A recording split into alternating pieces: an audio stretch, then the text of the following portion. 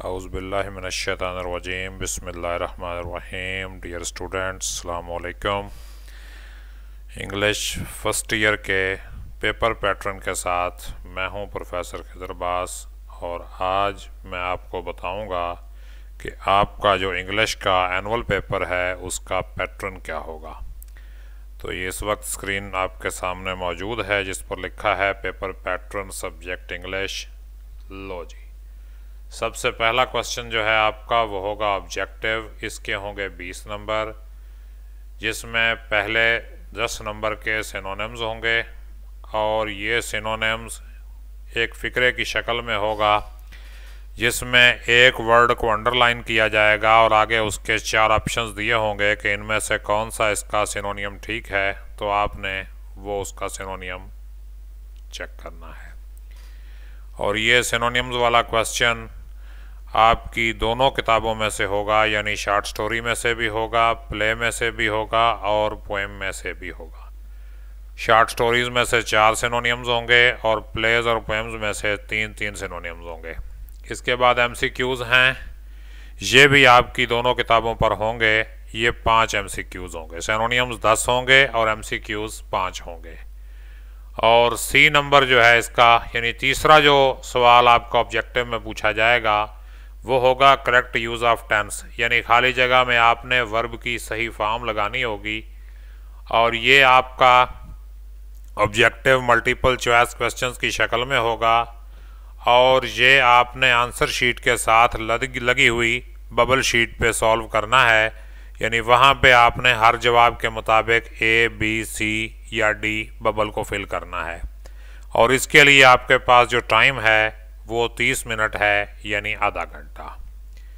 इसके बाद देखिए आपका सब्जेक्टिव है, ये 80 मार्क्स का होता है और इसका जो टाइम अलाउड है वो है 2 घंटे और 30 मिनट। और आपने ये पेपर अपनी आंसर बुक पे करना है जो आपको बोर्ड की तरफ से प्रोवाइड की जाएगी। उसमें सबसे पहले क्वेश्चन नंबर 2 होगा। ये डिटेल है अब सब्जेक्टिव की, इसके 12 नंबर होंगे और इस सवाल में आपको 9 शॉर्ट क्वेश्चन दिए जाएंगे बुक 1 से, यानी शॉर्ट स्टोरी वाली बुक से। बटन से लेकर ओवरकोट तक जो चैप्टर्स शॉर्ट सिलेबस में शामिल हैं उनमें से 9 शॉर्ट क्वेश्चंस आपको दिए जाएंगे, जिनमें से आपने 6 शॉर्ट क्वेश्चंस करने हैं और हर शॉर्ट क्वेश्चन की जो रिक्वायर्ड लेंथ है वो 3 से 5 लाइंस या सेंटेंसेस है। क्वेश्चन नंबर 3 है। इसके बाद ये 10 नंबर का क्वेश्चन है। इस क्वेश्चन में 8 शॉर्ट क्वेश्चंस आपसे पूछे जाएंगे book 3 based on plays. Book 3 के 2 प्ले आपके सिलेबस में शामिल हैं, दूसरा और तीसरा प्ले, और उस पर आप जो है करेंगे इसको सॉल्व।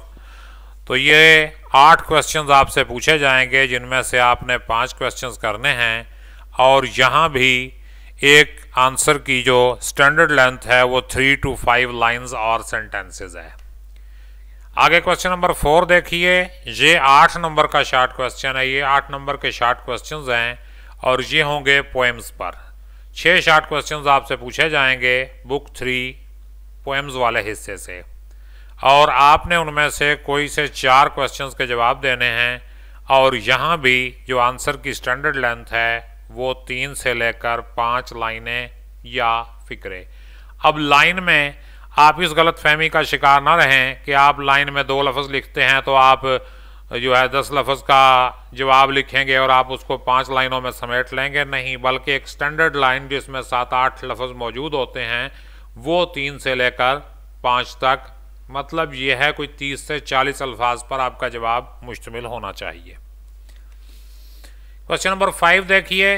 इसके 10 नंबर हैं और इसमें आपसे कहा जाएगा एक लेटर या एक एप्लीकेशन लिखने को, यानी आपको लेटर भी दिया जाएगा और एप्लीकेशन भी दी जाएगी और इन 2 ऑप्शंस में से आपको एक ऑप्शन लेना पड़ेगा।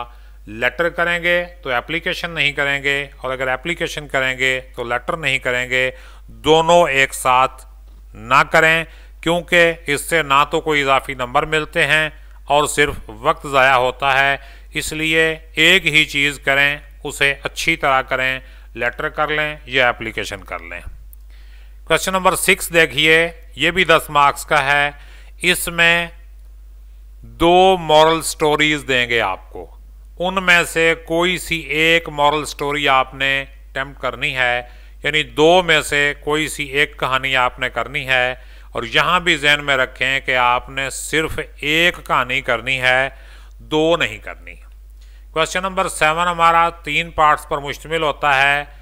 इसका पहला पार्ट जो है ये एक्सप्लेनेशन होती है किसी भी स्टैंजा की। स्टैंजा कहाँ से लेंगे? ज़ाहिर है पोएम से लेंगे। यानी आपका जो बुक 3 का पोएम्स वाला पार्ट है, जितनी पोएम्स भी शार्ट सिलेबस में शामिल हैं, उन पोएम्स में से कोई एक स्टैंजा लेकर उसकी आपको एक्सप्लेनेशन करनी होगी विद रेफरेंस टू कॉन्टेक्स्ट।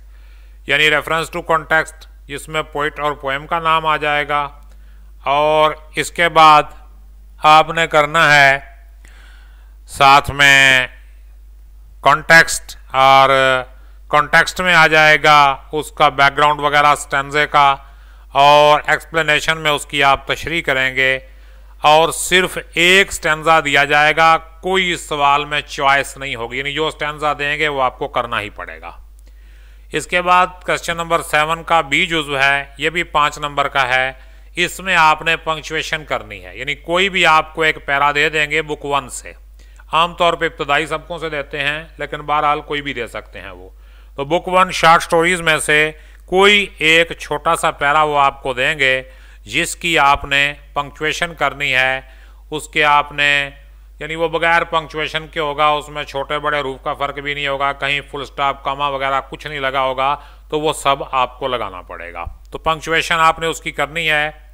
और क्वेश्चन नंबर 7 की जो सी जुज़्व है, इसमें आपको 7 पैरा वर्ड्स दिए जाएंगे।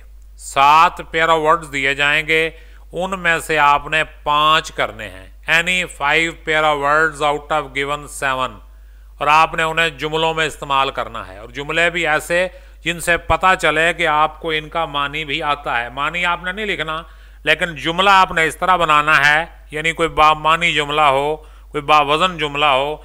ऐसे बेतुका जुमला नहीं बनाना जिस तरह आपको पहले उस्तादों ने बताया हुआ था कि आप यूं लगा दिया करें कि I do not know the meaning of, तो what is the meaning of. तो ये काम नहीं करना, बल्कि आपने जुमला बनाना है प्रॉपर तरीके से कि पता चले आपको इसका मीनिंग आता है। तो ये आपने 5 पेयर करने हैं। और ये ज़हन में रखें कि जिस पेयर का आप पहला करेंगे दूसरा भी उसी का करेंगे। ये नहीं कि पहला आप पहले पेयर का कर दें और साथ उसके दूसरा दूसरे पेयर का कर दें, इस तरह गलत हो जाएगा। यानी आपने अगर एक्सेप्ट ACCEPT एक्सेप्ट किया है तो उसके साथ EXCEPT वाला एक्सेप्ट ही आपको करना पड़ेगा, फिर आपको 1 नंबर मिलेगा। तो ये 5 नंबर का सवाल है। इसके बाद क्वेश्चन नंबर 8 है, ये 15 नंबर का क्वेश्चन है और ये हमारा आखिरी क्वेश्चन है इस पेपर का। इसमें कोई भी एक पैराग्राफ आपको शॉर्ट स्टोरीज में से देंगे और उस पैराग्राफ की आपने ट्रांसलेशन करनी है उर्दू में।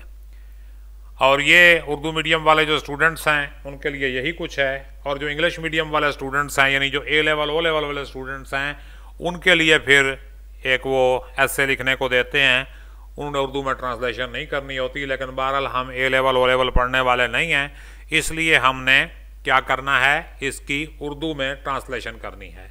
और इसमें भी ज़हन में रखें कि सिर्फ एक ही पैरा पूछा जाएगा जिसकी आपको ट्रांसलेशन करनी पड़ेगी।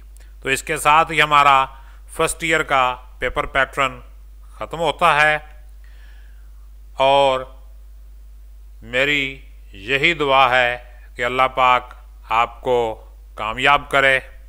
अपना ख्याल रखिएगा। अल्लाह पाक हम सब का हामी और नासिर हो। अल्लाह हाफिज़।